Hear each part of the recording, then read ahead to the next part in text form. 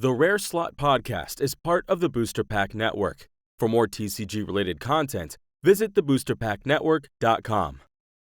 Hosting for this show is sponsored by Category 1 Games, the go-to shop for all of your classic TCG needs.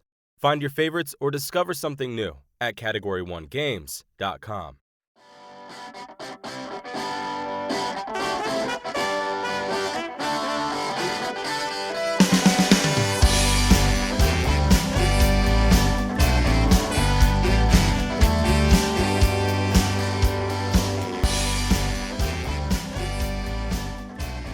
Hello and welcome to Rare Slot. My name is Rands, and this is the show on the Booster Pack Network where we can have casual conversations about any manner of trading card game related topics, whether it's something I want to talk about, whether it's something happening in the trading card game space at the time, or perhaps it's something suggested by you guys, the listeners. And if you want to suggest a topic for this show, by all means let us know via the YouTube comments of this episode, let us know via our email address linked in the description, or you can reach out to us on social media in any way you prefer. Now, with that out of the way, I do want to welcome you actually properly. Welcome you to the show, whether you're a long-time watcher of the show, whether you're a new watcher of the show, whether you're just somebody interested in the Harry Potter trading card game, or perhaps you've just let autoplay on YouTube do the work for you and you found yourself watching me talk into a camera. I want to say welcome and let you know that if you want to support this channel, there's two key ways to do it. First of all, subscribe, whether that's on YouTube or whether that's in a podcast directory. Subscribe and leave a review or a comment wherever you can, just about what you think about the show. That is going to support the show and help us grow and get our connections a little bit further and further and further. I would love to keep bringing this kind of content to you guys. Now, the second and more direct way you can help the channel as well, or the network, is you can jump over to Toad and Troll. And what you can do over there is do what trading card game players and collectors love doing. That's getting new cards, because if you buy anything from Toad and Troll that is sold directly from them themselves and use our discount code TBPN5, you'll get a small discount and support the channel at the same time. So go check that out if you like. All of the details that I just mentioned are also linked in the description, so you can go have a look and get yourself some new cards, fill out a collection, build out a deck you've always wanted to build, and there is more contemporary collectible card games sold in Toad and Troll nowadays than ever before, so there is more to discover than ever. Alright, let's get into the real meat and potatoes of this episode. And I say that because that's a British phrase, and that's very appropriate, because you probably read the title and know we're talking about the Harry Potter Trading Card Game Revival Group. Now, way back at the beginning of this podcast series, like the Rare Slot series, back when we were just the Booster Pack podcast, before we expanded into the network, we featured a guest on from the Harry Potter Trading Card Game Revival Group. They were the lead designer, in fact, and at the time, they were just launched the Prisoner of Azkaban expansion, which covered content from the first half of the third Harry Potter book. Now, these couple of years later, and a mini set in between, they are here to drop out brand new expansion called Echoes of the Past that is focused on the second half of the Prisoner of Azkaban book, which means they're bringing in characters like Sirius Black as Padfoot, they're bringing in Professor Lupin as Moony, and a whole bunch more. All sorts of shenanigans like time turning, Dementors, Patronuses, all sorts of things that you'll find in the back end of the book and that we're going to talk about today. So if you're a Harry Potter fan, stick by and we are going to dig into what went into creating this particular Echoes of the Past expansion. Now, as I said, I have welcomed one of these guests to the show before, but we actually are joined by two guests. We have our previous guest and another designer from the group as well, so they are going to lead the conversation between each other, and I will happily moderate and ask some questions as things go along. So, rather than doing my long-winded introduction as I normally do on this show, I am just going to throw it right to them, put the onus on them to introduce themselves. Alright, how are you guys, fellas from the Harry Potter Trading Card Game Revival Group? Hey, Rands, doing great. Doing great. Yeah, and I'm doing, I guess, okay as well. A little nervous, but yeah. We're going to calm those nerves just easy. All right, so what I'm going to do is I'll let you guys introduce yourselves. Obviously, long-time watchers of the show will recognize one of you. Starting with the lead designer from the Harry Potter Revival Group. Tell us who you are and what it is you do for the Harry Potter trading card game. Hi, so I'm Sammy, and I was on here about 2 years ago, and I kind of lead all of the designs for the new sets between the two different teams that we have. So I kind of orchestrate a lot of the interconnectedness of the different teams between rules and the design teams and the web dev team, and kind of connecting them and then just creating the general direction. And then there's a great team of people that I work with. One of them is on here with us, that kind of help to expand all of that and make it a little more substantial. I'll let my coworker, I guess, kind of explain more of what he does. And he actually did lead one of our sets as well. Awesome. All right, well, let's throw it over to our other guest. My name is Huamin. I've been with the Harry Potter trading card game revival group since about 2019, a little bit before, or in the middle of when we started working on Heir Slytherin. And I've been with the group ever since. The set that he's talking about that I led was the mini set, Streets of Hogsmeade. If you've checked that one out, I was the one that mostly planned all of that, all the card design and direction for that set. Otherwise, I'm just one of the other designers of the first design group. Awesome. So for those who don't know, we didn't actually cover it on this channel, but between the two sets that we sort of spoke about when last I spoke to Sammy on the show, again, it will be linked in the description if you want to go back and check out that conversation. That was an epic and fantastic conversation. Was a mini set of, I think it was only 16 cards that you must have led, Huamin. Tell me a little bit about that. Tell me how much candy you had to eat during designing that. Tell us all about, just very briefly, how that went for you and what your experience was like. When I went into designing that mini set, I was thinking, since there's 5 colors in the Harry Potter game, 5 lesson types, I wanted to have a kind of location-based set where locations are a type of card that can only be one of them in play at a time. And then if someone plays a different location, then they'll kick out the old location and you'll go to the new one. So I wanted something where there was a location and then a couple cards that were connected to that location that would sort of kind of like come together to make a whole strategy. So one of them, of course, as you talked about, was the Honeydukes, which had to do with candy cards. And then we had Dervish and Bangs, which I wanted to work around discarding items. Hogsmeade Station, which was playing a whole bunch of cards on your turn. The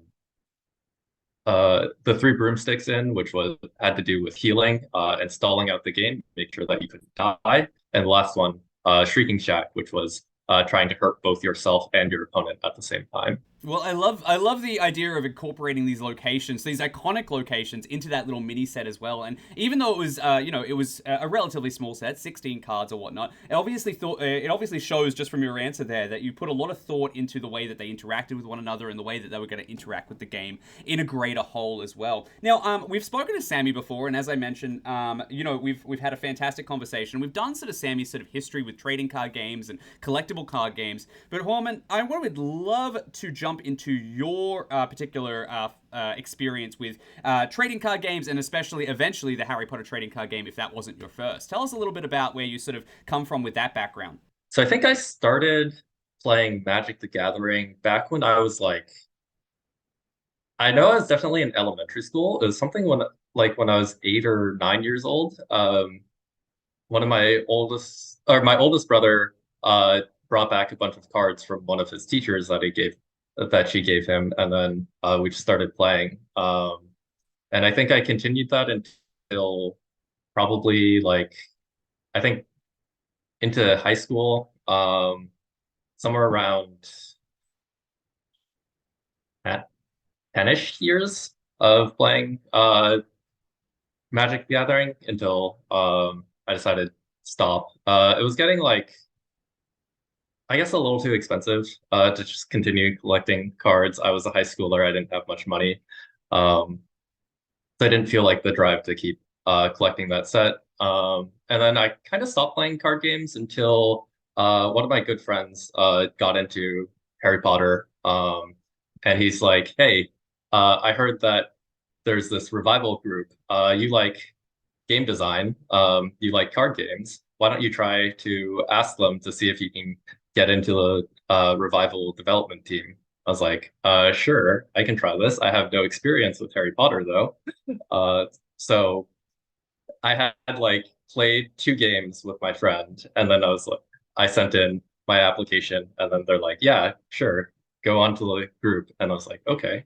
and I've been there ever since. So That's awesome. So you've come at it from like a game enthusiast perspective rather than necessarily a Harry Potter enthusiast. I'm sure you've learned a lot about Harry Potter lore in the meantime. yeah, I played a lot of Harry Potter after joining the group. It's kind of a requirement to figure out all the cards. I think if you ask me about any card, I could probably just name it off the top of my head.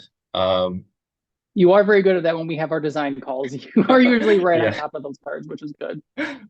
yeah, even like the weird ones that no one ever plays.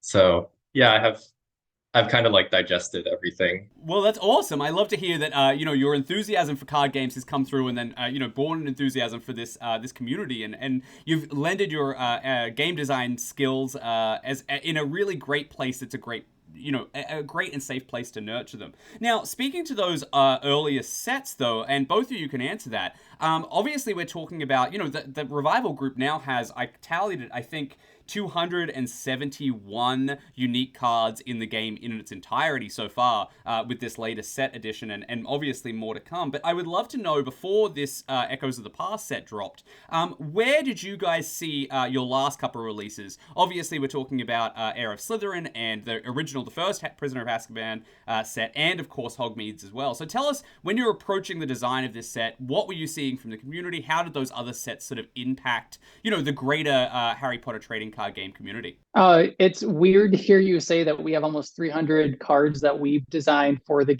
game. That's a really just surreal number to hear.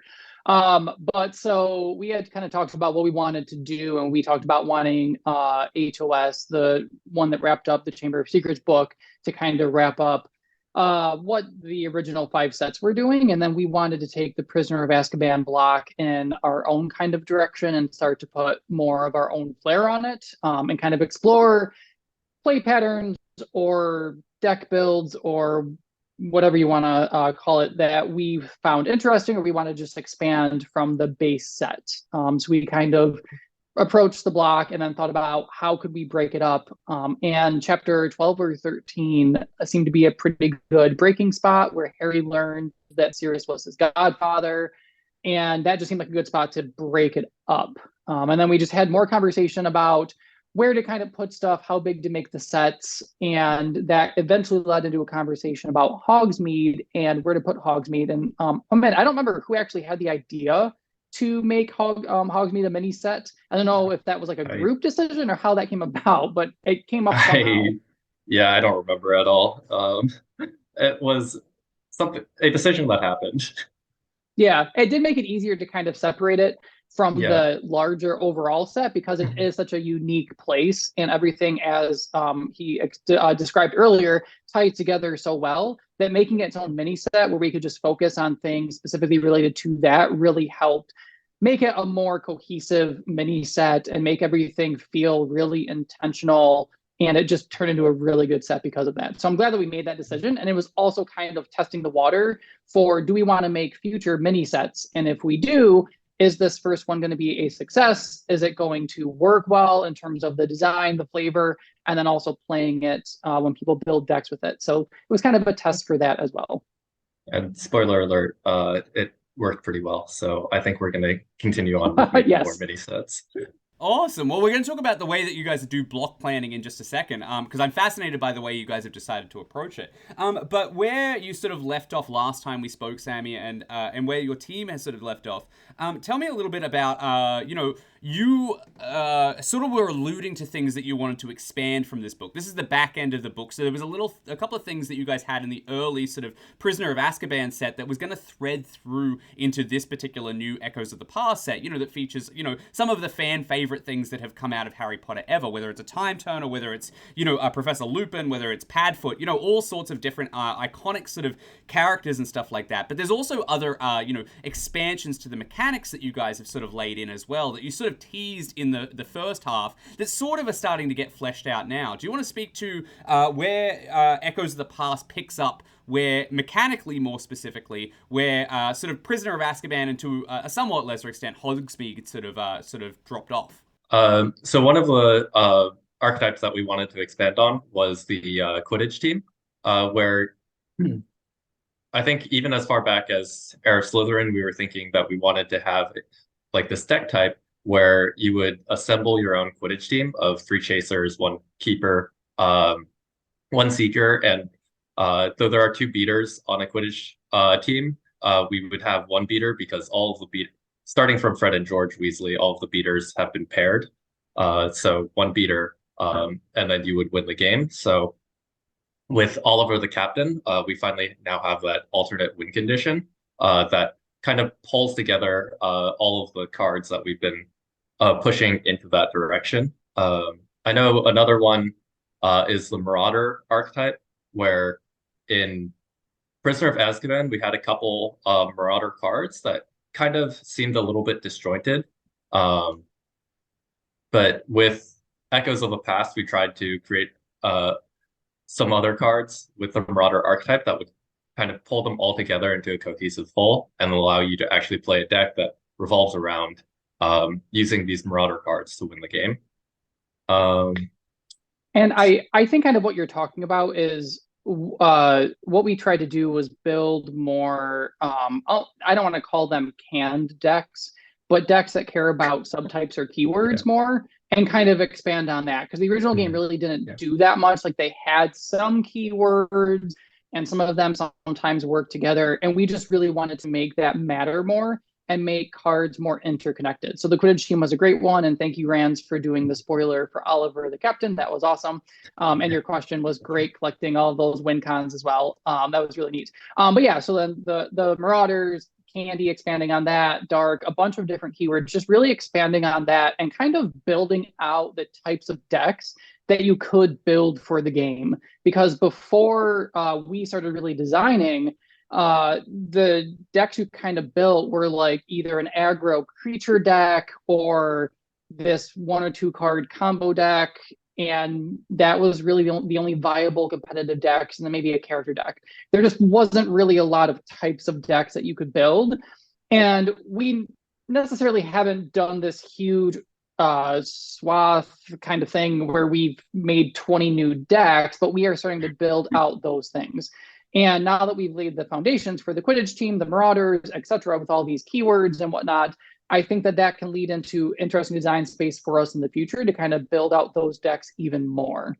So that leaves me to jump onto a question I wanted to lead into, and I think it's fascinating. Now, obviously, you mentioned in there, Sammy, that the previous version of the game was very much, deck archetype centric as far as mechanics go, and you guys, as Harry Potter fans, seem to be leaning in a little bit more of a faction based, or as Magic the Gathering has called it over the years, tribal type sort of build types. So you can sort of start to embody elements of the book that you specifically gravitate towards. And one of the things that a lot of people love about the Harry Potter narrative is that, of course, Harry Potter in and of itself is full of things like foreshadowing. So you obviously are getting little dribs and drabs of stuff, and you sort of spoke to that before. You guys both basically mentioned that you guys had sort of layered in that early Quidditch type and then let it sort of really drop here. So talk to me a little bit about how you guys mine the books for content. We sort of talked about it a little bit in our previous episode, Sammy, but I would love to get a little bit of a new perspective about how you guys approached the second back half, chapter 13 onwards of A Prisoner of Azkaban, to bring us these sort of titles. Tell us what goes into exploring, what sort of ideas do you want to sort of embody, like how do you make the card game feel resonant in the same way that somebody who enjoyed the book, or the second half of the book in this case, enjoyed the card game in the same way and got the same feeling and vibe from it. Like, before we ever we start on the sets for a book, we will get together, we'll read through the entire book, we'll talk about like what themes are present in the book, where kind of iconic scenes from the book, what events from the book that we want to create into cards. So for Prisoner of Azkaban, one of the things that we talked about was this kind of feeling of paranoia and fear, especially in the first half of the book, and then leading kind of into like this sort of hope at the end, but still tinged with that, like, I don't know, I want to say like an evil, not that like evil wins, but evil like still gets out ahead, even though like everyone is saved. You have Wormtail, Peter Pettigrew, that escapes to go and help Voldemort again. So we wanted to have those kinds of ideas inside of the set itself. So I think one of the things that we did with the set was make it be discard focused, and like ways to kind of hurt yourself by discarding cards from your hand, and caring about the discard pile as this feeling of um, like paranoia or fear. Okay, so being fretting about elements of the game that are usually lost, just constantly rethinking and recurring and doing all sorts of things that bring things back from the discard, or discard things, give yourself a disadvantage because of this particular emotion that you're trying to invoke. Yeah. We also, so we really tried flavorfully to pull that stuff in, and that's where kind of this hopefulness and paranoia kind of set in with the grim that occurs throughout the book and that repeating element and whatnot. And we also tried, when we were designing the cards and the card names and then the characteristics of the card, to think about what knowledge does the reader have at that point in the book as well. One question that we got when we released our prongs, Remus Lupin, Professor Remus yes. Lupin, and Sirius Black. Why are they not Marauders, right? Yes, thank you. Yes. So we released these two characters in the POA, which was the first set of this block, and they weren't keyworded in a particular way because at the time people didn't know that they were a Marauder, that was a group that they belonged to. Similar to how we released a Lucius Malfoy card, and he is not a Death Eater because at the time in the books you don't know what their affiliations are. Whereas in this set, we now know that these two characters are Marauders, that they were friends, that they have this entire past. So now we can keyword them in particular ways and try to flavor up the cards in those ways. And that also helps, I think, to separate the items in one set from another set, to really lean into what knowledge does the reader have. And it almost is like taking the players of the game through the books in a way too, by giving them the knowledge that they have at particular points. And I think that just gives it a little more flavor. And then there were some things where, quite honestly, such as Hermione's Time Turner, we just couldn't necessarily think of great effects for the card that felt flavorful, that were impactful. Boy. So some cards just got shifted to the second set because we couldn't think of one for the first set. And some of those cards ended up having 100 test effects that we went through. And so that also helped to determine how some cards ended up in this set and not the other set. So it's kind of a mixture of a lot of things. Most of the cards people will see are names or events or whatever from the second half of the book. A few from the first half did trickle in, but most are from this half of the book. Again, just from a plot kind of perspective, and then what we needed to do design-wise to make stuff work. Okay, so there's a couple of things I want to pull out there. There's something I love about what you just said is, first of all, you're not trying to just create a resonance for somebody who is an established Harry Potter fan, but you're also trying to create this experience that replicates through gameplay, through the way that you've created cards, the reading experience. As we mentioned before, we mentioned foreshadowing, but there's also a lack of knowledge in a lot of these sort of moments in the Harry Potter book. Characters like Sirius Black isn't yet going to be known as a member of the Order of the Phoenix, but that will eventually come into play. And I love the fact that you guys have pulled that out and decided that, you've decided there's this hard line to sort of, that you don't want to cross. Now, does that mean, all right, there's two questions I have here. First of all, the question is, does that mean at some future point you would errata these characters so that they can be engaged in these decks? Or do you think that as they are representations of themselves at that particular point in, the canon's timeline, they are best staying that way? So we have a lot of discussions about how often to make a new character card for a character. And some of us want them for every set. Some of us want them only at times in the books in which those characters have a large change. So all the characters that are made, we are not going to give them more keywords. They are going to remain as is because they're going to stay in that point in time. They will have a large change when they become a member of the Order of the Phoenix, or when their history is revealed or their affiliation is known. At that point, we'll make a brand new card that represents that character in that part of the timeline. So we are not planning on touching past stuff because we want them to be unique in those ways. It also adds complication with how cards interact. If we went back and changed and added some keywords, we would have to consider the cards that we printed that call out those keywords. How is that going to interact? We saw Magic do this recently with like the surveil mechanic and landfall, and they retconned that on a bunch of cards, and they had to think about how is this going to interact with a bunch of different cards that we have now printed since that came out. So we just want to avoid that. So currently the plan isn't to errata the old ones, but just make new ones.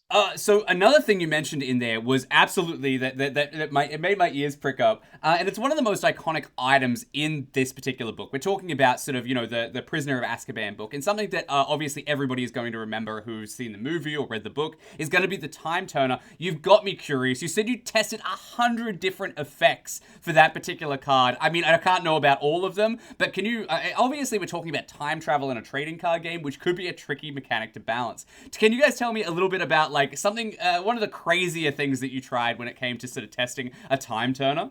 Well, so time turner also started on a different, so we have a bunch of spreadsheets that we use to kind of like order them. So time turner actually started as a different card that has 31 effects, and then it just wasn't working out. So we shifted it to a different sheet and made that sheet a different card that turned into 3 turns, which was related but different. So like Time Turner had 2 sheets, and each sheet had 25 to 30 effects. I know for HOS we had some cards that had like close to 100 effects. So Time Turner went through about 60 iterations-ish. And it was just so hard. And it initially didn't start as Hermione's Time Turner. It was just a generic Time Turner. And then we added on her name at some point in the future for whatever reason. But we did have some effects.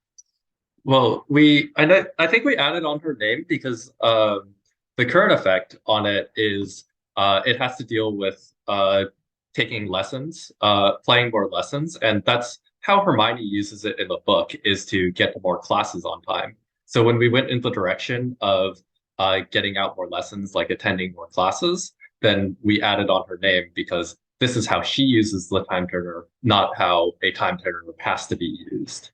Well, that's fascinating, and that brings me to the point. Like, obviously, you guys mine these books. There's only so much material that you guys have. Although they are creating more and more every other year. But tell me a little bit about like how you mine these things for their thematic and flavorful reasons. Like, obviously, we've been speaking a lot about mechanics, but like, you guys are obviously burdened with the fact that you can't just create, non-existent characters that don't exist in the Harry Potter canon. You are locked into the events that are happening in the book, and as you guys have mentioned, you are very diligently trying to create an experience that replicates, discovering the books as we all did at young ages. So tell me about, first of all, like, how does the book influence your approach to these sets, not just with mechanics, but more specifically in this question about card names, art, and flavor text and that sort of thing. Can you expand upon that? So we really start with like a card name, and then people just throw a bunch of effects and ideas on it, and we think about the type of card we want it to be.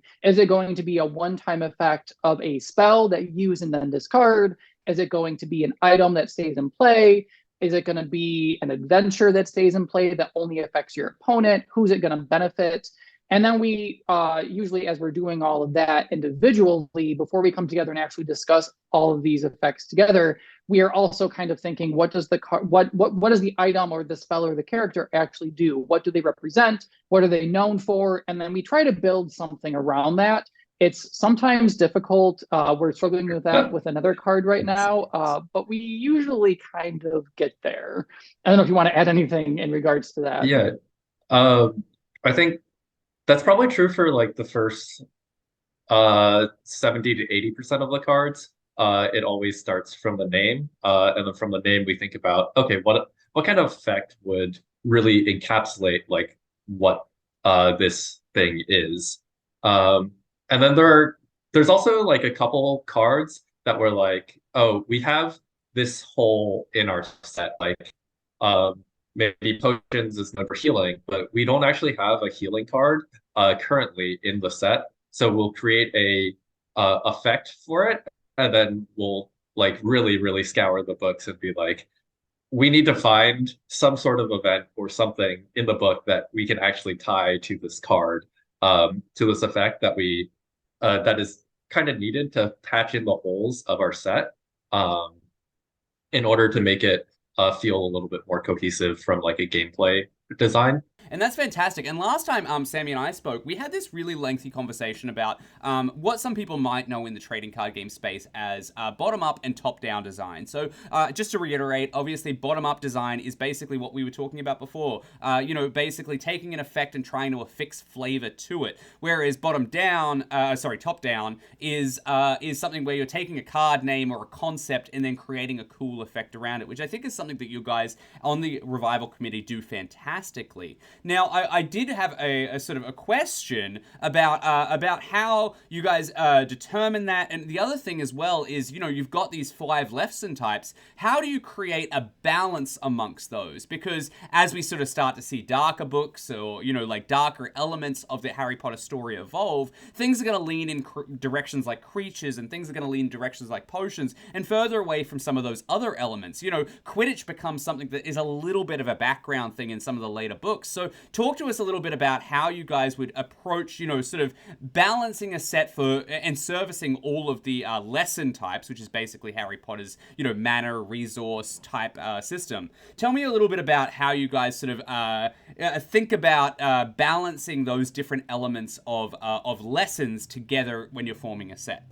Well, so I think that we've kind of started to explore this a little bit. You can see this with Echoes of the Past.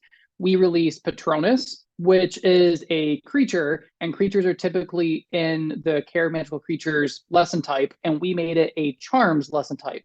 So we've started to kind of color bend some of the cards, and that allows us to put different design spaces in lesson types that they may not be in. And I think that is one way that we can kind of start to work toward that. Another thing, and I believe I mentioned this actually on the last time I was on, was we did not introduce a 6th color when we introduced the Prisoner of Azkaban block for many reasons. And one thing we did instead was we started keywording a lot of things. So we keyworded dark, and that would have been probably the 6th lesson had we done that. And we also keyworded divination. And those are 2 big things that could have had their own lesson type, but instead we are deciding a handful of colors usually to put those in, and then that kind of sub-theme can fit into 3 or 4 of the lesson types at that point. And also a note on Quidditch is it does start to disappear towards the end of I think book 5 has not very much Quidditch that happens in it.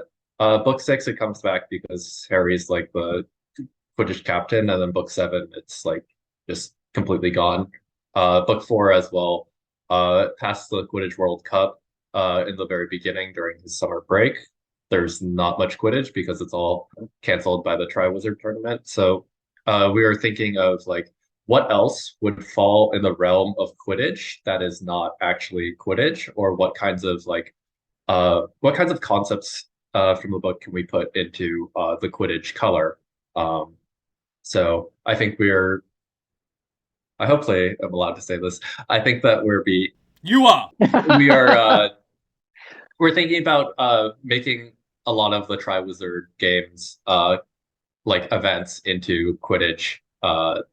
Into the Quidditch color, because despite it not being like specifically Quidditch is now going to be expanded into more of like a magical games and competitions type of thing. Yeah, I think it's just uncoupling the lesson from what the very direct link is with the book. So uncoupling Quidditch from being on a broom playing that one game and partnering it instead with the idea of just having fun, playing games, being in a tournament, that kind of idea. And then I'm sure that we will also, for the other 4 lesson types, kind of uncouple them from the very direct, this is the thing in the book that you think of when you think of this, and partner it with something that is just broader. Well, I think as the narrative starts to move further and further away from the school itself, that is something that's going to be necessary for you guys to explore.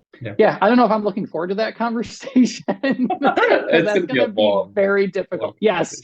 I mean, Yeah, we've had long conversations, but that one is going to be a super long it's gonna conversation. be rough.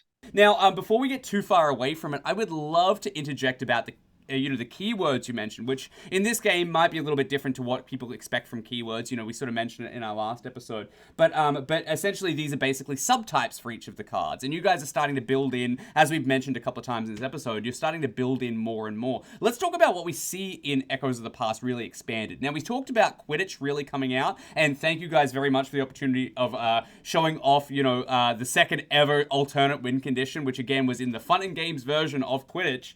Again, Oliver Wood putting together his own team. Again, if you guys, the listeners, want to see that card and learn a little bit about alternate win conditions in some of the biggest trading card games, I'll link that in the description as well. But I want to know a little bit about, there's Marauder, there is obviously the Quidditch one we talked about. There's Dark expanded far more in this back end of the Prisoner of Azkaban narrative. But not only that, you've also got these revelations as well, which sort of reflect divination. Divination is about learning secrets of the future, whereas Revelation might be learning secrets of the past. And this set is called Echoes of the Past. Do you want to tell us a little bit about where those sort of keywords come from and where else keywords sort of sit within this set? We definitely expanded a lot on the Quidditch archetype and the broader archetype. I think Dark, we're still building up onto that. I don't think there's too much right now that really interacts with Dark, but we are definitely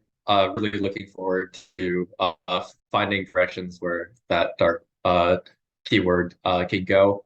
And then Divination and Revelation.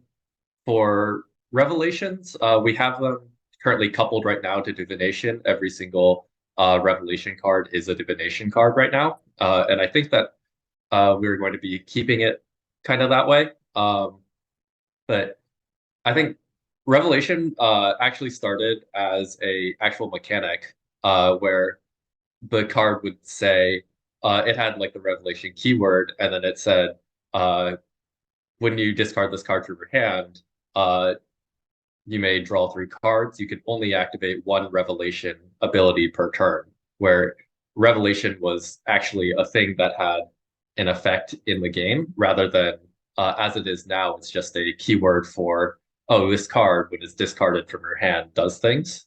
And then I think just playtesting it, we realized discarding this card to draw 3 cards for free was very strong. So we bumped it down to 2. And then at 2, we're like, wow, once per turn, discarding this card to draw 2 cards is still way too strong. So it's now in its current state of it just cycles itself when it is discarded. But yeah, I think actually we're also excited to see like where we can go from Revelation, as right now it's like we're dipping into this kind of territory in the game where it's not like on your, or it's something that you're doing, but does not actually have to be on your turn, where Harry Potter is very you do things on your turn, your opponent does things on their turns. There's no things like counter spells, instants, no timing interaction or things like that. There's nothing like that. So this is like the first thing that really you activate on your opponent's turn, and then you have some sort of an effect. And I think that we're looking at like what are the effects of this and how can we expand this to create a more interesting environment of play. With the Revelations, we also designed it with feedback from the community. A lot of people say that they avoid Magic or Yu-Gi-Oh because there are so many words on the card and there's so many abilities such as Surveil, Scry, Vigilance, etc., that people don't want to have to learn keyword soup.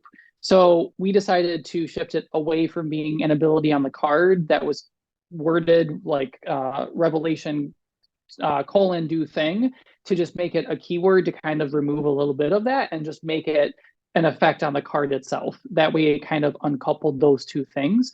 And then making an actual keyword allows us to make future cards that can call back to a revelation or can consider revelations for whatever reason. So we've started doing that with revelations, and that's potentially a design space we'll explore more with other keywords that we might make up as well. And then in regards to the dark keyword, we're hoping to kind of expand that in book 4 a lot when Voldemort comes back and there's a lot of dark stuff that kind of starts happening. We are also working on a mini set that is going to do more stuff with some keywords and will be between the Prisoner of Azkaban and the Goblet of Fire sets, and just kind of really expanding what you can do with some of the keywords. So we're really excited about that. Can I spoil that? It has to do with houses. So the 4 Hogwarts houses. Oh, wow, scooping it right there. So I'm super excited about that. Obviously, as you get into, to speak to what you just said, as you get into book 4, as you said, Voldemort comes back. You're going to deal with your first major character death as well, that I'm sure is going to have to be some sort of representation on a card. The new Cedric Diggory, get used to that one because there probably won't be too many more after him. Actually, I do have a quick comment on that. So, deaths in Harry Potter, and I should say just death in artwork in general, is not something people like to draw. No surprise there. We actually had 2 cards, or maybe even 3, that reference Buckbeak's execution. And it's no surprise people don't want to draw art of Buckbeak being executed. So that actually influenced what those cards were going to be called, and that shifted the names as well as some of the effects a little bit of those cards. So when I'm thinking about, I do most of the artwork finding, and when I'm thinking about finding artwork for that particular scene, and the number of people who would actually want to draw Cedric Diggory, just his corpse, I think it's going to be very difficult to find fitting artwork that is going to let us depict that, and it may force us to get creative. And rather than, have a direct picture of Cedric lying there dead, maybe have just the before and after moments and nothing of Cedric himself. So that's going to be an interesting design that we're going to have to work around when it comes to that point of finding artwork. Or this is please, if you're interested in doing artwork for Harry Potter trading card game, and you would like to draw Cedric Diggory's dead body. Yeah, if you have a proclivity for drawing corpses, I know a fan committee that could use your help right now. So by all means, reach out. You can find them again. They'll be linked in the description. There's a couple of things I wanted to pull out there. Obviously, I'm going to deviate from the keyword thing just for a second because I do want to go back to that, but just because we have this opportunity to speak to it now as we were talking about art. I know we've talked about it earlier when I spoke to you directly, Sammy, but do you want to talk about, the process of finding art, and especially the way that art is created nowadays has changed since our last conversation 2 years ago? Not only do we have, access to the dozens of people online, thousands of people online who are happy to commission art for this sort of thing. You said sometimes, there were people who were willing to share their Harry Potter art profiles, but your game does have a lot of requirements about specificity, about events, about specific moments in Harry Potter history. It's not like you could just go onto DeviantArt and sort of be like, hey, this guy's cool, I'll send him a message and see if I can, take this, Cho Chang art or whatever. Tell me a little bit about how the art side of things works. How is it funded? How do you commission it? And most importantly, what is the conversation within the Revival group about AI art? So very heavy. I know that's a very heavy question. So the way that we typically handle art is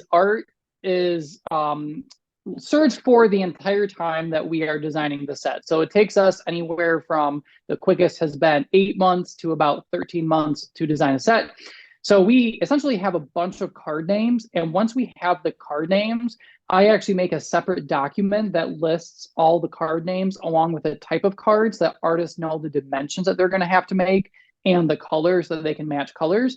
And then we have about a dozen artists who do want to draw new things for us for every set. So I give them that, they sign up, it's whatever they want to do, and then they draw. Whatever they don't sign up for, I then start searching and scouring the internet for art.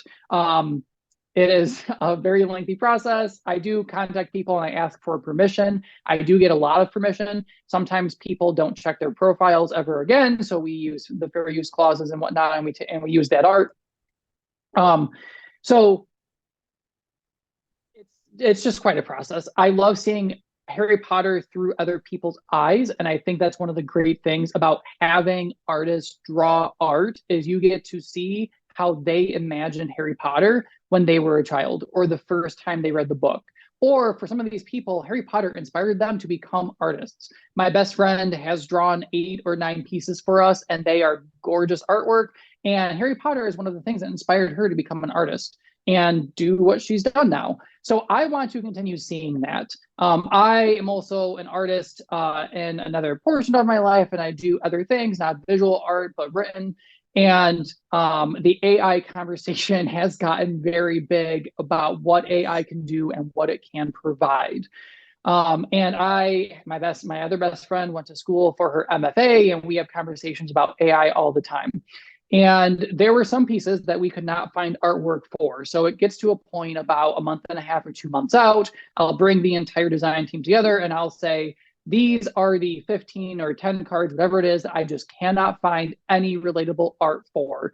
We had this conversation like mid-April, I think, and they'll say, well, can you find something that's kind of like this? Or we'll kind of bounce off each other for a call and we'll find some of the art and then they'll give me direction and then I'll go find some more art.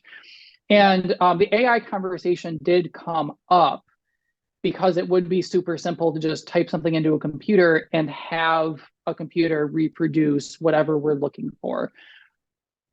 There are a couple of speed bumps when it comes to that. Number one, as I said earlier, we love seeing what Harry Potter looks like through a fan's eyes. AI is not a fan of anything. It's just a computer program that reproduces what you tell it. So we're not seeing Harry Potter and the love for Harry Potter in AI art. I also don't want to diminish artists' ability and what they create by essentially putting them side by side AI art and calling them equal. I think that is a little rude to artists. And then as an artist myself, I write books. And my best friends who are artists, we think and believe that art needs a human element, and that is how we connect to art. So I am very against AI art for the 3 reasons I just mentioned, and many others. So we are shying away from AI art. Obviously, we can't tell if somebody posts AI art and credits themselves and says that they made that. We can't necessarily tell that's AI, but we do not ask AI to produce anything for us. We want our artists to be involved. We want the artists to show us what they feel, what they think, what made them be a Harry Potter fan in the first place, and we want to respect that. So that's my very long-winded way of saying that we are just shying away from AI-related stuff. I do want to add a little bit onto like name changes, because that does happen when we can't find quite often art. Yeah, there are probably like 5 or 6 cards in this set that we changed the names on. I think one I remember that comes to mind is Summer Homework became Wizard's Desk. Yes. Just because we couldn't find anything that was like, oh, this looks like someone doing summer homework or Harry Potter doing summer homework in Dursley's house. Because wow, that's not a very popular thing for people to draw. Yeah, and that's one of the things too. Is it's what is popular for people to draw. Like, what are moments that are popular for people to draw? And you would be shocked. There's a lot of very crude artwork that people love to draw. And then there's very niche things that will pop up like once every 3 or 4 years that somebody just got a hankering to draw. Somebody drew a pocket sneakoscope after searching for like 8 or 9 months. Somebody drew one like 3 weeks before set release. So, well, it's also that kind of balancing that and when people are drawing and what they want to draw and trying to shift names to fit that. So the thing I wanted to just call out there is obviously, as we said, it was a more complicated question than that maybe we anticipated. But at the same time, I love the fact that your approach to it is, hey, we are fans, and Sammy, as the leader, you've sort of been like, I want to see how people represent Harry Potter in the way they interpret it. Now, that means that in the same way that you're creating a card game or game mechanics that are interacting with the in your love for the the franchise and your love for the trading card game and all of those elements, you would hate to see, you know, somebody auto-generating, you know, through a chat GPT or something like that, card effects. So in the same way, it is sort of similar. And the thing that I love, I'm not 100% sure, and if I'm incorrect, I might cut this, but there is a card that I love in this set as looking through it that represents Hermione from a different perspective. We see the black Hermione that we have grown to know in Cursed Child. And that's obviously an artistic choice. I love that, especially in the climate that we have with some particular, you know, representation issues right now in a major trading card game. Do you guys want to speak to that, or is there anything you want to add as far as, people expressing themselves or expressing the way they interpret the characters through this particular Revival group's expansion? Yeah. So when I'm searching for artwork, I am not going by what the movie tells us is the depiction of a character, or even necessarily what I think is the depiction of a character. As I said, artists have their own views on kind of what they interpreted and maybe what they want to see and kind of the dream they would have for Harry Potter.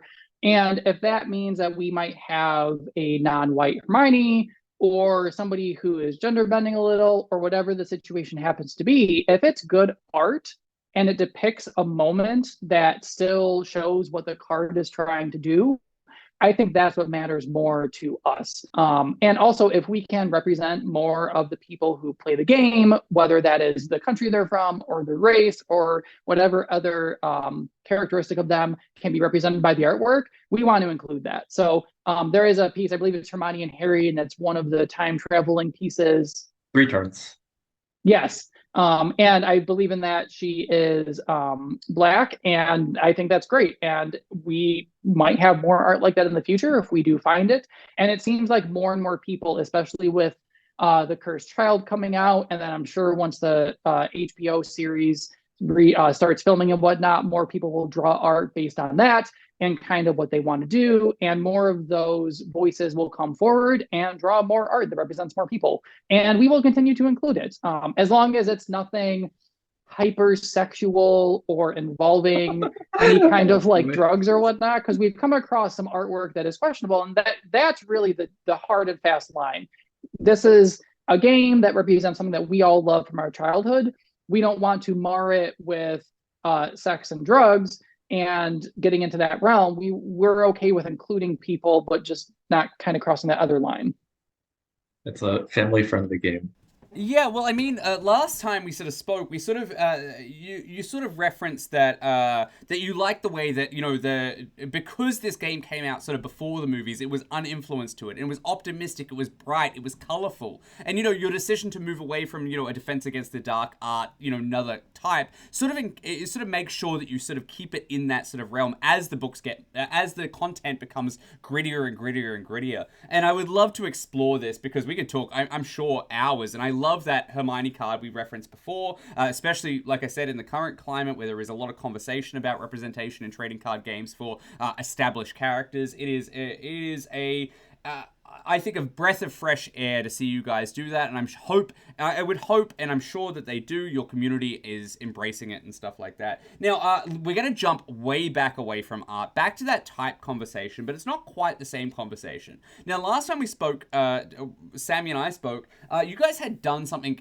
with the Revival group that had never been done before. You created a dual type card, which at the time was the Monster Book of Monsters. It was the first item, and it was also the first creature. Now, what we're seeing in this latest the Echoes of the Past expansion is a brand new melding of types. So not only because of the ability of animaguses and stuff like that, we're not only seeing characters, but we're seeing characters that are represented as creatures as well. So we're getting this dual typing of character and creature. Do you want to tell me a little bit about where those conversations went, how you guys decided to land on doing something so radical? Oh boy. Yeah, that animagus conversation lasted probably like 5 or 6 months. It was a very long time. Oh my God. Yeah, it was brutal. We went back and forth on like, did we want like a flip card? You know how Magic had first in the Kamigawa block where the creatures that flipped in turned the card around and became enchantments, or like the werewolves that like in Innistrad or something. I Hmm. Yep. stopped playing Magic before then, sorry, where they like you flip them and they're like a whole new card. Um, we played around with that because we wanted something that showed that they were creatures or they're characters, but they also had like this animal form. Um, and then where else did we We go? also did Like, something where like you could have the character and the effect would let you play its creature from your deck. And then we also uh talked about having a separate deck entirely that you could pull from. And yeah, there was so much. At one it was point, they bad. were all wizards, and then they were wizards which means they could be your starting character and always be in play. And they were creatures doing damage. That There were a was lot of iterations. Yeah, and because Harry Potter, the trading card game, you start with your starting character in play, and one of the rules is that it can never leave play. Creatures have a health value, and if they take enough damage, then they are discarded and go to your discard pile. It is very problematic if you have this card that can is never supposed to leave play, take enough damage to be discarded from play. Hmm. So I think that's where we ended with they cannot actually be your starting character because your starting character needs to be a witch or wizard. So we purposely Mhm. didn't give them that type so that they can't start in play and then get discarded from play. Yeah, and so we changed the Anagas quite a bit in terms of the effect, how it would play, whether it be in play, just a deck, multiple cards, one card, etc. And then one thing that we had also talked about was whether they should be character creatures or just creatures. And as you mentioned, we did have the character item, and that was a brand new design space that we brought out with Prisoner of Azkaban, and we expanded that with this with these cards, and we plan to do more of this in the future. It just adds another nice kind of layer of gameplay where more cards can now call to these one card to this one card. So you can have a card that cares about characters or creatures, and it allows you to build your deck and include more of these types of cards because now you have more ways to pull them from your deck, from your discard pile, or more cards in play that care about them. So it's just kind of expanding how the decks can be built, and then also gives us some more design space to either put more interesting matches together in the future, or with some cards that we've created, make their effects a little more powerful by giving one card two different types and just making it that much stronger. So one of the things, like, obviously that is a fantastic approach to sort of new design space, something that never got explored during the Wizards of the Coast years. But you guys are sort of teasing that out and bringing new elements to the game, and I love that. Now, speaking of new elements to the game, something that you guys have added in, and something that Wizards of the Coast didn't really have to deal with because they only did a book and a half basically, and some periphery things, but is the fact that there is an overwhelming number of characters that keep reoccurring in sets. We mentioned before that you guys constantly discuss the idea of, like, is this a time to make a new Harry card? Is this a time to make a new Sirius Black card? And especially with these aforementioned sort of Animagus characters, you've got Padfoot characters, you've got characters who are ultimately themselves, but also this other card type. You guys opted away from sort of transforming cards, flipping cards, and stuff like that. So what that does is it means that it puts a burden on the storytelling of the game that two characters can't exist at the same time. Whether you're Padfoot or Sirius Black on the field, that's going to add some awkwardness when it comes to sort of uniqueness. So unique is something that you guys have added into the game, as my understanding. Tell me a little bit better about the conversations that came around what that mechanic is, and unpack that mechanic for us. Okay.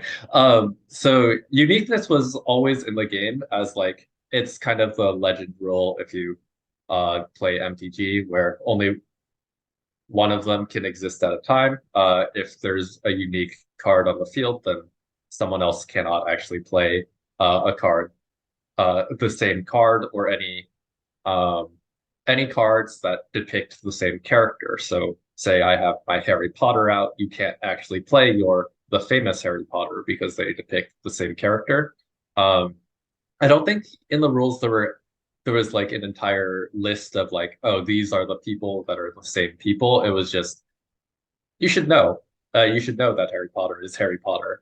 Um, Which I think was with, interesting with this game, that it leaned on prior knowledge for people to be successful at the game. Whereas a game, like, sure, it can be based on something, but telling people you need to read 7 books to understand how this all works together is a really big lift.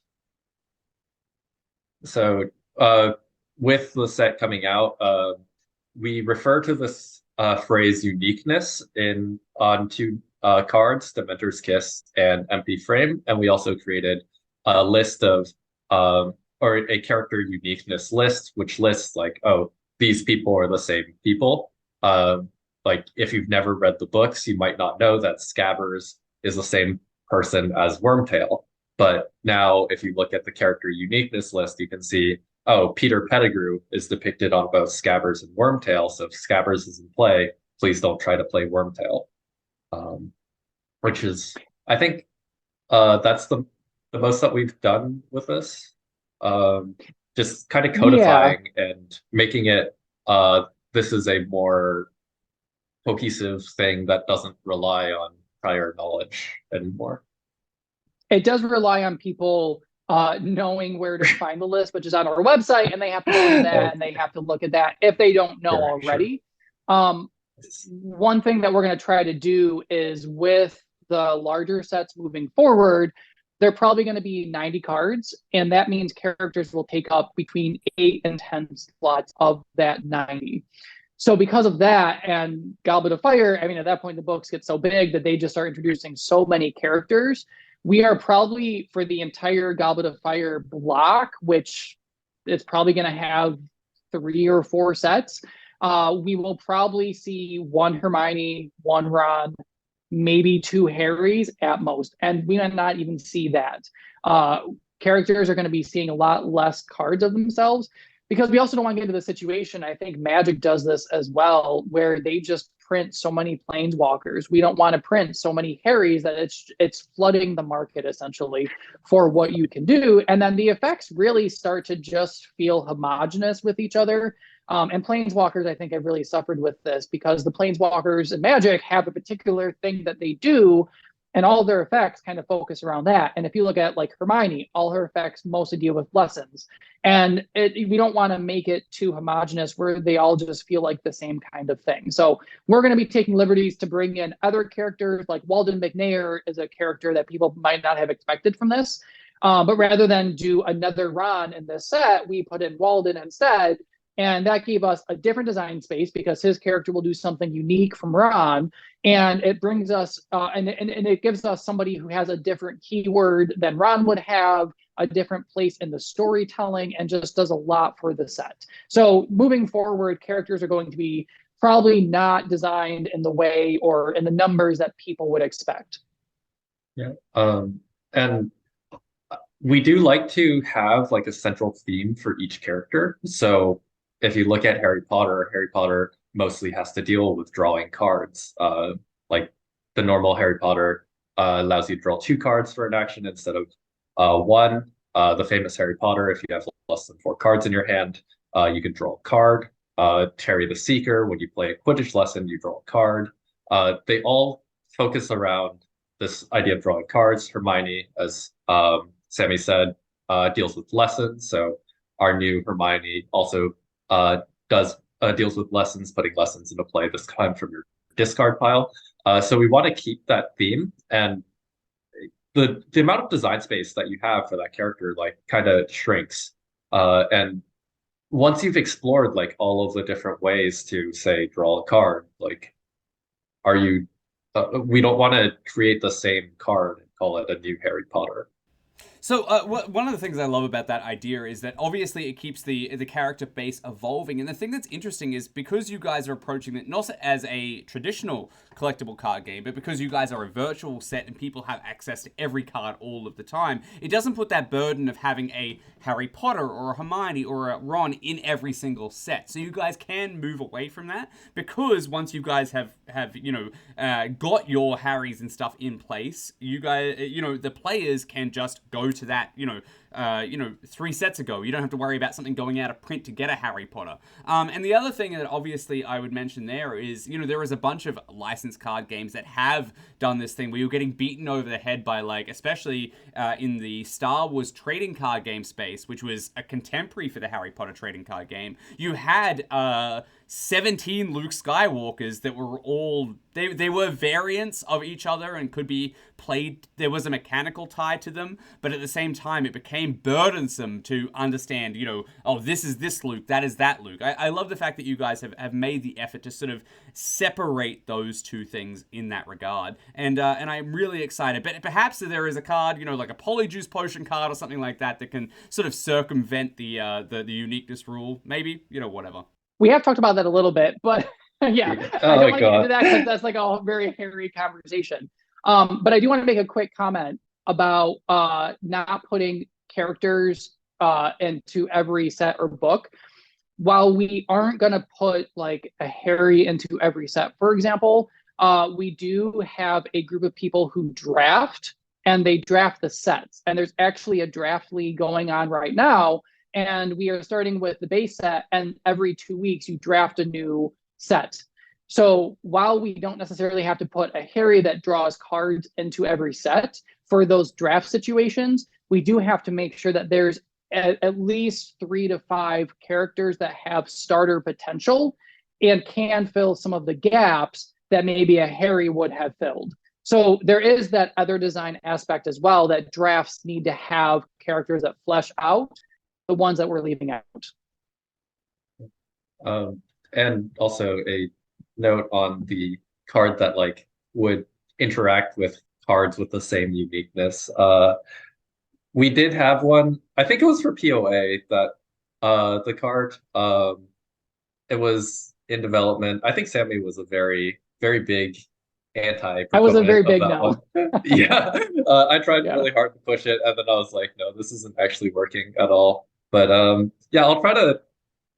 It was something that had to do with your starting character and switching it out for another type of that character. I play a little bit of what is it called? Lord of the Rings LCG. So if you've ever played that, there's a card called like Helm of Secrecy, which allows you to switch out your one of your starting heroes for another hero.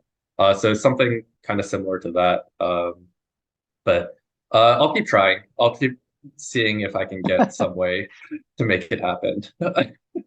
Okay, so we've talked a bunch about mechanical things and stuff like that. I think, as a trading card game player, lifelong trading card game player, I understand that there is something that is really, really exciting when it gets introduced into a trading card game, and that is advanced or unique or special legendary resource cards. Now, this is going to lead us into a conversation that might be a pretty exciting part of this particular set, because what we're seeing is we're essentially seeing what is Harry Potter trading card games version of fetch lands. So for those who don't know, they're essentially, if you're playing Magic the Gathering, the resource is lands, and you'll play one down, you will tap it, and what it does is it discards itself, and then you can search your deck for one of 2 different types. And I think we're seeing that replicated in advanced lesson types when it comes to the Harry Potter trading card game. Obviously, this is going to be a huge and impactful moment for the Harry Potter trading card game community. I don't think anything like advanced lessons had existed before.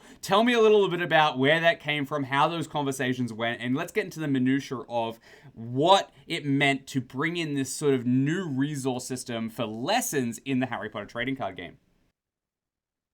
So just before we start on this, I want to give a shout out to our graphics designer, because when we decided to make the advanced lessons, we talked a little bit about how are we going to template these lessons, because traditional lessons, it's just a picture of a book, and it has that the symbol of that lesson on it, and that's literally all it is. There's no card text, there's no card box for text anywhere.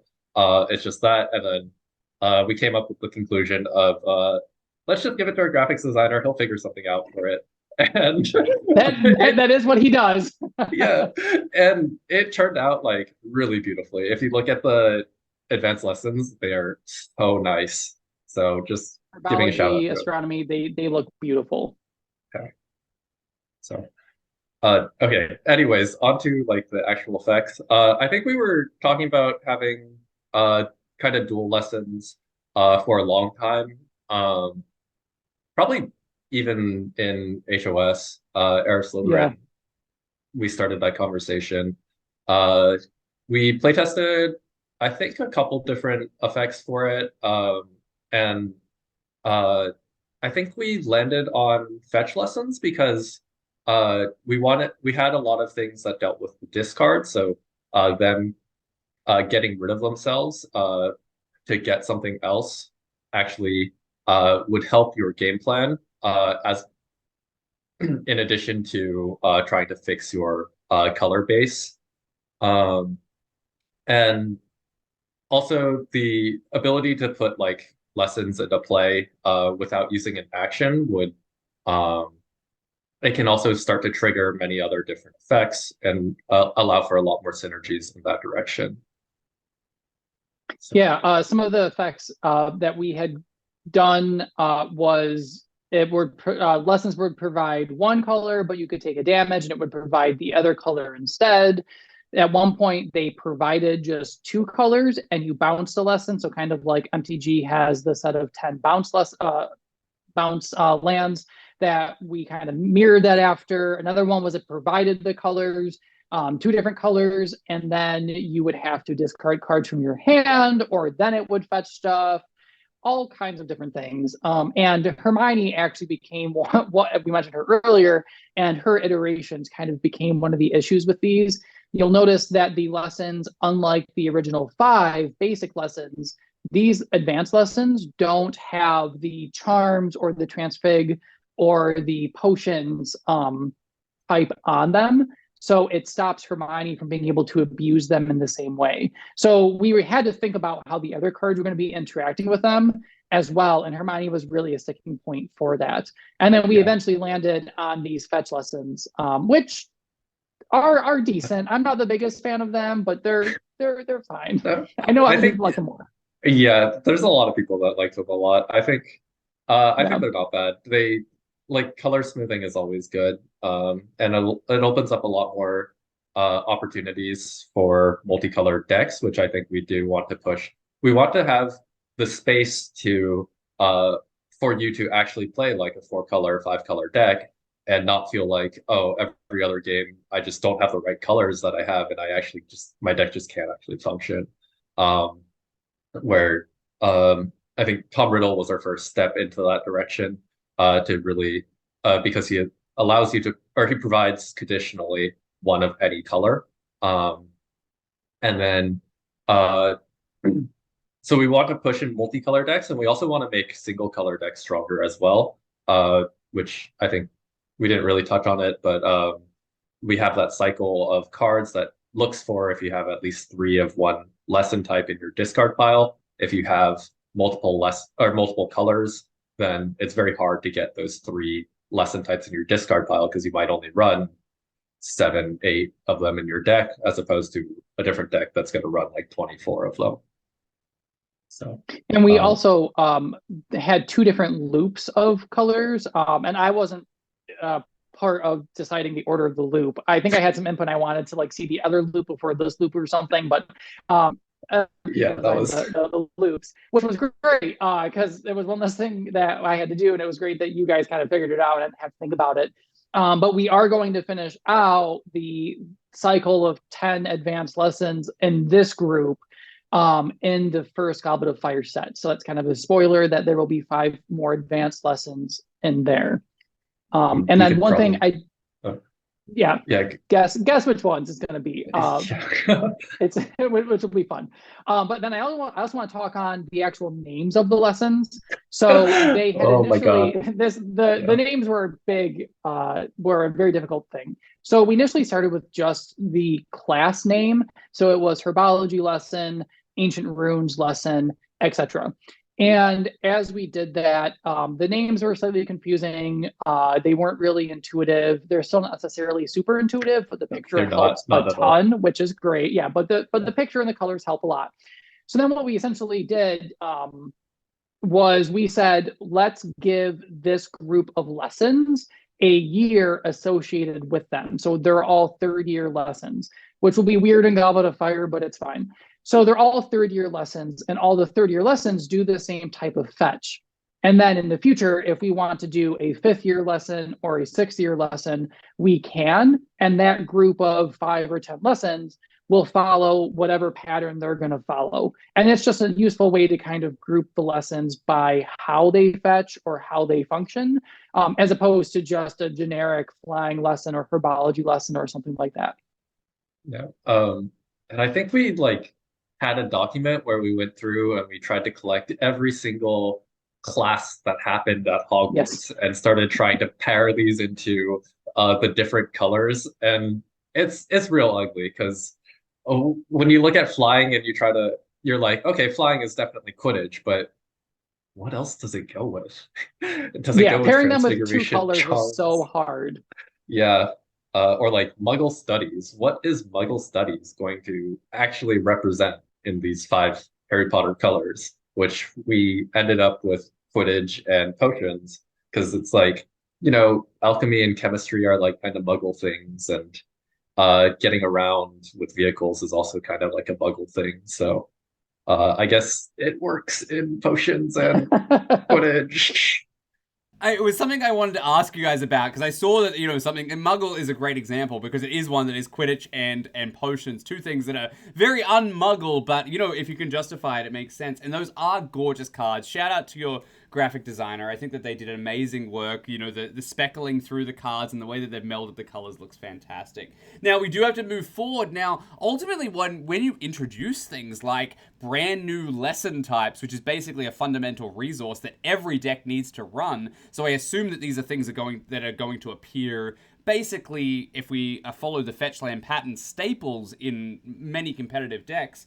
Talk to me about how you go about not just playtesting these new lessons, but playtesting the set as a whole. This set specifically. Tell me about, we spoke before about tons of different versions, and you guys actually tried to do different things. But how do you guys, as a committee, as the Revival group, approach playtesting in general, especially for this specific set?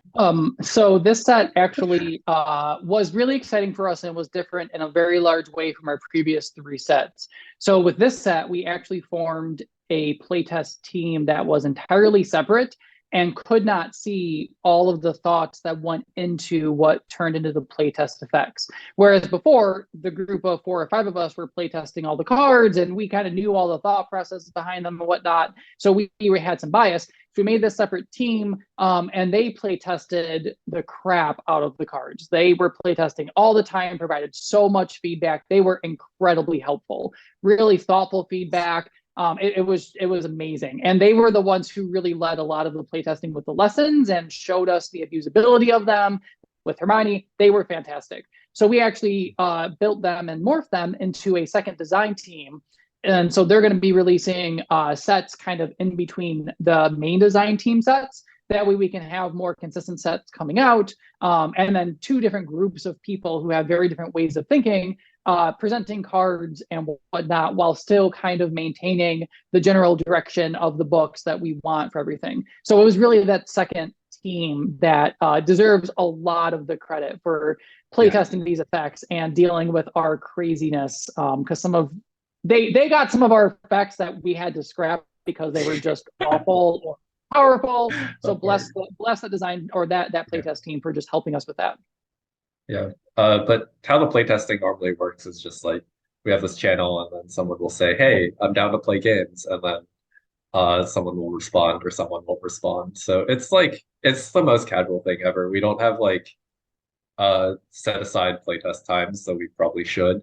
And then I think closer to set release, I think I got like really involved in playtesting, and I probably playtested like more hours than I playtested in the last like 3 months, which is good, but also like shows how much of a procrastinator I am. Like, it's not great. But there's also something to say though. Some people like to play test as the cards are made, which is something I'll do. Is true. Like as we're making them, I'll try them just to see if the effect works in general. But then there's also something to play test the set as a whole to see if there's cohesion between what we think is going to be the finished product of everything, to make sure that maybe it was too powerful before we made all these other cards. So we wait to play test it till they're all made to see if it's really that powerful, or if it's actually weaker, or if it fits really well with everything else. So there's kind of different mindsets behind playtesting. And I think it's good that we have some people who playtest early and some that playtest later, so we can kind of get a scope of everything.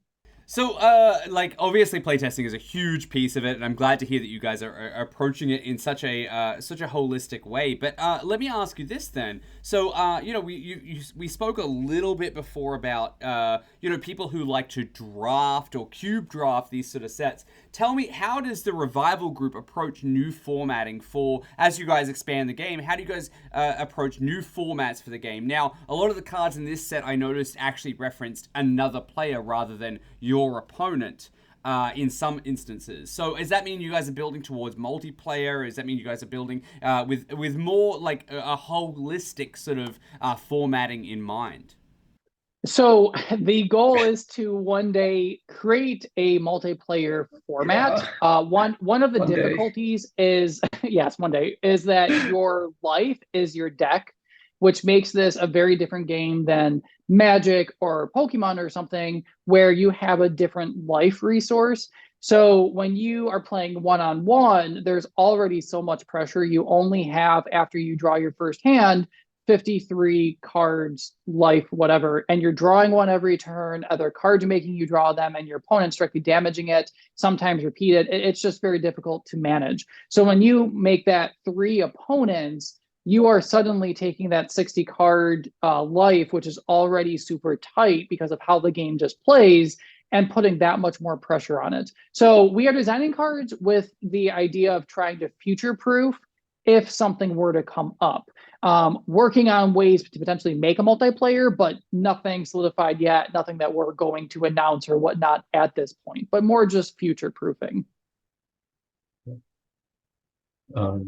As far as other formats, yeah, I don't think, well, for like limited formats, I guess I'm the one that usually assigns rarities to cards, at least for the general, for the like first pass, and then people will talk about them. One of my biggest like things that I'll talk about closer to set release is the rarity distribution is terrible. We need to have more commons and less rares and less uncommons, because it's very easy to design cards that do really, or I guess it's more like a designer's, it's more interesting to design cards that have interesting effects and like things that no one has seen before, and try to push the bounds of what the card can actually do. But you can't actually have a set that's just these types of cards. So one of the things that I'll talk about is like we need to pull back on effects that are like crazy, and try to figure out like what's a simple effect that we can have, but still have it not just be a simple card, and slot into that like common level. But we do put rarities on all of our cards because in the interest of limited formats. But I don't think that we have anything currently on like any professional or not professional, we're never professional. Any like format that we're going to have of that would be a limited like cube draft, whatever type of thing. Other than the progression cup happening right now, but the way that is designed is you are continually adding to the previous card pool of what you've drafted. So as long as you've drafted a playable character from like the first 2 or 3 sets, the later sets, characters that you draft don't really matter as much. So there is that. One thing that I tend to push a lot is I want at least 4 to 5 starter playable characters. And that may not mean like a tier 0 type of character, but something that is up there in power level that people would at least build around. And that is partially because I want our characters to have some kind of impact, but also for people who draft, I want them to have starter characters that are actually going to make an impact on that small cube, as opposed to a bunch of kind of generic characters that are better in a deck than starting.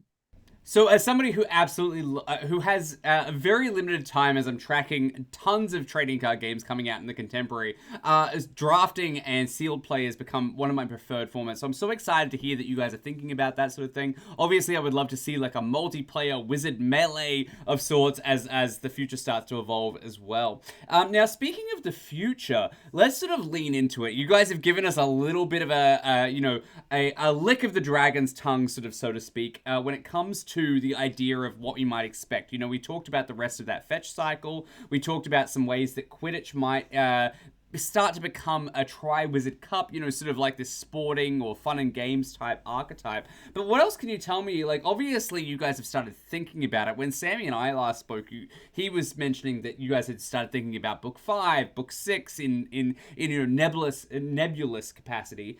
Tell me about what you can, or any sort of scoops that you can tell me about, like the first iteration of Goblet of Fire. So Yeah, we haven't started go for it. designing it yet. We actually will probably start talking about it this weekend, and just kind of the shape we want it to take in terms of the number of sets, large sets, mini sets, that kind of thing, and then how that will tie into the second design team and where their sets will kind of fit and whatnot. But we've talked about stuff like the Dragons and Charlie Weasley most likely, and the Quidditch Cup, and how these tasks are going to be involved. And we've talked about that kind of stuff, as you mentioned, Rands. But nothing super solid. And I do want to give one quick shout out as well. So in terms of the cube drafting, or the set drafting, there's actually a member of our community, T Silvers, who actually organizes the entire thing on Tabletop Simulator, and he does a great job of hosting it. So all credit to him. He is the mastermind. We are just playing his game. So I just want to give that quick shout out. Yeah, elsewise, I think we're really gonna plumb or I think we're really gonna make the dark keyword into something that you can that actually matters. Just because when you see in the Triwizard or in the Quidditch World Cup is the first, like, the Death Eaters come out. We have the dark mark in the air, so uh, we're going to have some sort of like payoff card for the dark keyword. Otherwise, yeah. Okay, well, let me throw down the gauntlet, or in this case, the goblet.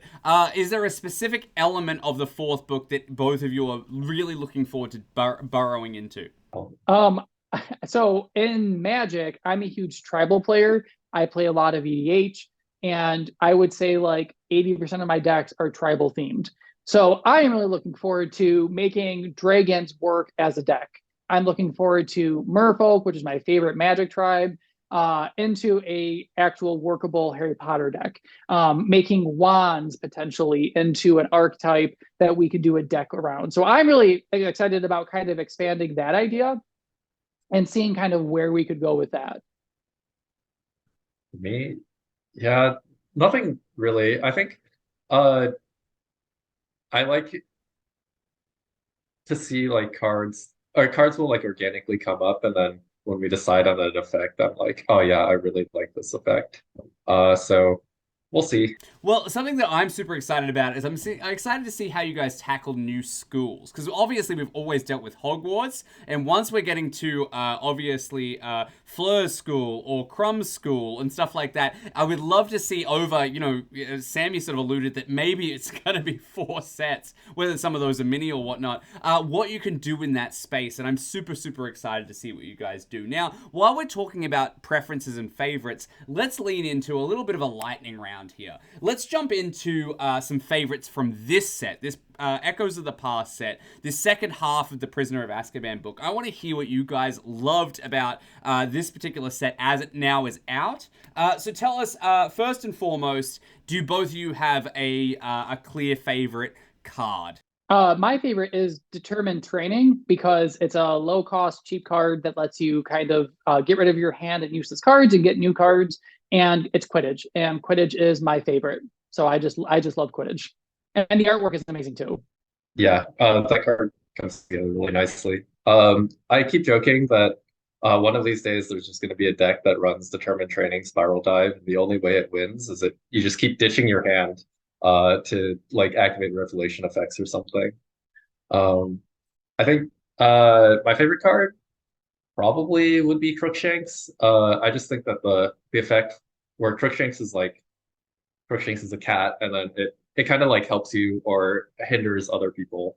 But the effect of like shuffling, taking your opponent's hand and shuffling it into their deck, and then replacing it with something, that kind of hand disruption on the creature, or allowing it to target yourself, and refill your hand if your hand is low, gives it a lot of versatility.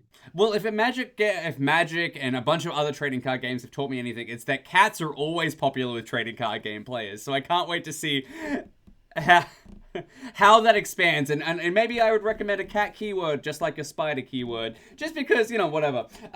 That's just personal preference. But is there a specific type of deck that has been expanded with Echoes of the Past that you guys are most excited about? Whether that's Quidditch, whether that's, any of the other sort of types, or even just something that, you feel like the advanced lessons are really going to play into. I'm most excited about the Quidditch team deck and kind of giving it some kind of identity and just making Quidditch make a Quidditch team and do their kind of thing. I just love that idea. Again, it's kind of that tribal idea, but not exactly tribal. Yeah. Um, I think that making decks with Hermione's Time Turner is really cool. With its ability to fetch unique cards, it allows it to fetch like a whole bunch of different um, answers, and so that you can play like one ofs in your deck and create a sort of toolbox type of play style. Um, though it does get a little bit dicey in Harry Potter because, as we said before, your deck is your life, right? So when you take damage, you're discarding cards off the top of your deck. So you really do need to recursion as well. If your answer to your opponent's deck has suddenly just been discarded due to damage that you took. Yeah, so it's so cool to hear about these new evolving deck types and stuff like that. Now let's pivot to something a little bit more, let's say subjective. I mean, obviously those were subjective opinions, but let's go to the artwork. Like, I want you guys to break down, card effects aside. Let's throw all the actual mechanical rule text aside. Do you guys have a favorite piece of artwork from the Echoes of the Past expansion? That's a really great question. I am always biased because my best friend draws for us. And I just think her artwork, more than most people's, is in the style of the original cards. So I just always love what she draws. She drew blood pops for the set, and it's just the artwork is just breathtaking. I just absolutely love it. That card is so the color scheme on that makes it like so ominous, which is like Yeah, just she so did perfect so for good. flip flops. It's I great. know, it's great. Um, yeah, uh, I'm not really sure. I think I'd just say Crookshanks again because like whoever did that art for Crookshanks, like the grumpy cat and like its frown is like it's like Fantastic. the kind of ugly cute that is really pops out. Well, I mean, to speak to both of those answers, obviously, the Crookshanks one does give me very grumpy cat vibes, and I love that. It definitely feels like that old meme sort of thing. It's leaning into that, and it's got that very pencil line, like that line-heavy pencil art and stuff like that. But Blood Pops as well. I mean, kudos to your friend, Sammy. Obviously, it is so atmospheric. I will give there's an artist who allowed us to use whatever artwork of his that he creates for the cards, Vladislav. He did, I think he's got like 5 or 6 cards in this set, and his artwork is just spectacular. And he's an amazing artist as well, and I just really love it. And then shout out to all the artists who just draw for us as well. They're all beautiful pieces. And the artists take the liberties with them, and they just turn beautiful. Paulo and everybody else just did a great job. Well, I love some of the art in this set. I spent days poring over it. With the exception of one of our present company's credited art, I love everything else in the expansion. I think it's fantastic. There is, I mean, especially we mentioned before I had the opportunity to spoil the Oliver Wood card, and there was a bunch of other cards that lean into that same sort of aesthetic. Especially the Sirius Black card looks amazing. That has these sort of like almost like sketchbook styles to them, and I absolutely love the way that you guys have curated and presented some of the art in this set. Now, this becomes the most subjective because it is not, objective because, or either, because it is not related to this set specifically, but I just wanted to go out more or less on finding out what your individual lesson types are. Now, I think I know Sammy's. He's dropped a couple of clues so far, and in our previous episode, but by all means, Sammy, what's your favorite lesson type? What do you relate to the most? My favorite is Quidditch. It's always just been Quidditch. I'm very athletic and I play a lot of sports and I run, and Quidditch just like really heavily the idea of that leans into it well. And I will just say that my secondary one is potions. And I like to pair Quidditch and potions quite a lot because potions we're kind of actually making as like an anti-meta kind of color at this point. I don't know if that's on purpose or not, but that a lot of cards kind of do that. So Quidditch and potions tend to be my top two. All right, Muggle studies for Sammy then, third year. And then over to Huamin, what have you got as your favorite lesson type? I play a bunch of like meme decks and jank. But when I actually like play for real, usually it's I think Transfig makes it into most of my decks the most often, just because I kind of lean into control a little bit more than other things. And then secondary is probably also potions, but not kind of in like Sammy's way. I play a lot of characters or adventure decks. And then potions has Lockhart's Hair Care potions, which allows you to play characters quicker, or Leaky Cauldron. So mostly for that kind of utility to kind of help out characters, which are actually just colorless. And there actually is not there's not a potion transfig lesson yet, but it will be alchemy when the time comes, most likely. That's an exciting spoiler. I can't wait to see that. Now, obviously, I'm not going to share too much, but back in the day, I played in the original run, and I was always a creatures guy. So, Care of Magical Creatures is always my favorite, and I know that there is definitely some people in the community who love that, some people who hate it, and it's a very divisive type, but that's been one of my favorites of all time. Now, as we wrap up this episode, my last sort of really question to you guys personally, and as the audience gets to know you, is there anything that you think is either your least favorite thing about Echoes of the Past, or alternatively something that you couldn't get in that you feel like you probably won't be able to wedge in elsewhere that sort of came up in the game design of Echoes of the Past, something that it sort of feels like the missed opportunity or something on a personal level? Yeah, I know we were talking about effects on Time Turner before, and one of the effects was actually a board wipe card, because it was like the idea of like you're rewinding time, you're going back in time, getting rid of everything, which never actually made it. And I think there might be, or there's obviously going to be more opportunities to create a board wipe card, but I'm still waiting for something that doesn't actually suck horribly like Dumbledore's Watch, which is actually unplayable. What about you, Sammy? We got in quite a bit into this set, and there's a lot of stuff that we've talked about or put on hold for future sets. I'm really happy with how the set turned out overall. I think it filled in a lot of holes that needed to be kind of filled in. It touched on a lot of different play styles, expanded a lot of different things. I think the only thing that I'm maybe not happy about is the lessons just never sat right with me, but we discussed those lessons until like we couldn't talk anymore. They're fine, but it's not my play style, so I think I just kind of lean away from the lessons and kind of how slow they are. But they are good anyway. Yeah, so, okay, so in that case, I'm going to throw the next two questions, one to each of you. So, Sammy, I'm going to throw to you a question that's going to wrap up the episode for us. Tell me, why should somebody who is interested in Harry Potter, but not a Harry Potter trading card game player, explore the game as it is now and as you guys are evolving it? So if you love Harry Potter, but you don't necessarily play card games, this is a very easy card game to access. The rules, for the most part, are mostly straightforward. There's some nuances within it, but for the most part, it's pretty straightforward. We try to keep it simpler. We take community feedback in terms of what they enjoy or don't enjoy about complicated or easy games, because we want to make sure that the people who think this is an easier game to access still play it and still want to play it. So number one, there's that.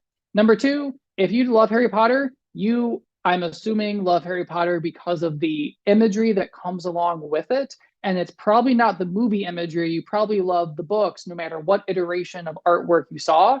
And you're going to get to see a lot of that. And you're going to get to see your world of Harry Potter come to life in these cards, both through flavor and artwork. And there's just a lot to love in that. It's almost like reliving your childhood by seeing all this new artwork and seeing how these cards interact. So I think those are kind of the two big reasons to get into this game if you just love Harry Potter, but not games themselves. So, I mean, I love your expression there, but it's not just my world of Harry Potter, but through the conversation that we've had, we've discovered that it's other people's worlds of Harry Potter as well. And I think I love the way that this does disregard the movie imagery specifically, so that it can create the imagery that is born in our minds from these iconic and you know, now infinitely classic books. So I'm super excited about, and I have always been, what this card game is doing. And now that it's been revived by the Revival group, I cannot be more excited. So, Huamin, tell me, as somebody who isn't interested in Harry Potter at all, who's just interested in trading card games or game design or gameplay, tell us why you think somebody should get into the Harry Potter trading card game Revival group side of things. We have a dude in our group that is uninterested in Harry Potter at all and doesn't like Harry Potter. I'm okay with Harry Potter. It's just I never played like the card game as a child growing up and got into it. But speaking from a game design perspective, I think that you can see it as like a kind of simplistic game, but within that simplicity, there is like a whole bunch of nuance to it. And if you're looking to try something different, like the idea that like your deck is your life points creates a whole different dynamic of the graveyard as a resource, or your discard pile, sorry, graveyard as a magic term, as a resource, as well as like something that will naturally fill up over the course of the game. And how that changes how you play the game and what you need to look out for. Like even something as simple as like healing in this game is shuffling cards back into your deck. But if you say you have a deck of only like 2 or 3 cards because you're down to the ropes, and then you shuffle like 12 cards in there, you've now created your deck as like 12 cards that you've specifically curated to help you win the game, which is very different than like say in Magic, if you shuffled cards into your deck while you're low on life, like you probably still have 40 or something cards in there, and it's not going to change what you're seeing throughout the rest of the game.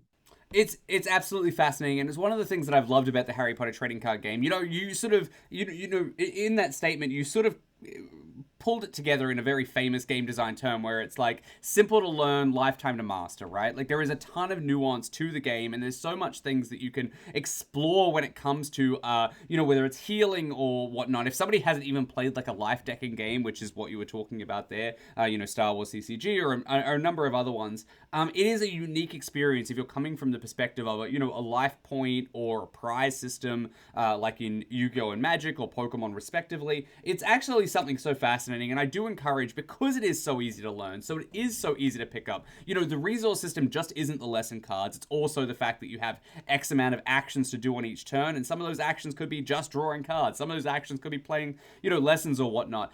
It really does limit it, and it keeps the gameplay being so so back and forth, so flowing, so engaged. And I really do, from, you know, the launch event that I attended back in 2001 to today, I cannot say that I have enjoyed many other IP-based trading card games as much as I have Harry Potter. Now, that's going to wrap up our episode. Thank you guys for joining us. Again, if you're interested in joining the Harry Potter trading card game community, by all means, please check in the description, because you're going to have a bunch of links that you can find there, whether it's Accio Cards, which is the database, whether it's the Discord link, whether it's the Facebook link. You can find a whole bunch of resources there just to check out the game, sort of get into it. And if you are a Harry Potter fan, by all means, obviously we have people in the community who are very welcoming and can match your playstyle. You know, as we said today, you know, some people are just playing jank, and as the Harry Potter trading card game revival group expands it, you can be building decks around your favorite types of people. I'm sure we're going to see Tri-Wizard decks. We're going to sort of see Order of the Phoenix decks, Death Eater decks. I can't wait to see what the future holds for this particular game. There is so much fruit on this vine and then beyond, so I cannot wait. So that's it from us on this episode of the Rare Slot. Now, before we exit, again, remember, if you're interested in buying any singles for contemporary collectible card games, be sure to check Toad and Troll. And if you're interested in Harry Potter, go on to our other sponsor, which is Category 1 Games. They have a bunch of cards on there, singles and stuff like that, even sets and stuff you can buy. And you can just buy a bunch of bulk if you don't feel like printing out your own, and start to explore the game and the fun of all these that we've sort of spoken about in this episode. So that's it from me. I have been completely grateful that you guys have joined us for this episode. Remember, like and subscribe in any capacity that you're listening to this, whether it's on YouTube, whether it's on the podcast. And again, send in your suggestions for other Rare Slot episodes. So I appreciate everything that you guys have done. I also appreciate our 2 guests today. Goodbye from me. Goodbye from you guys. Yeah, thank you so much. It was an absolute pleasure. I can't wait to discuss part 1 of Goblet of Fire. There was a couple of things we didn't quite get to in this episode that I would love to sort of dig into the next one. All right, that's it from me. Thank you so much for joining us for another episode of The Rare Slot. Until next time, remember, keep shuffling.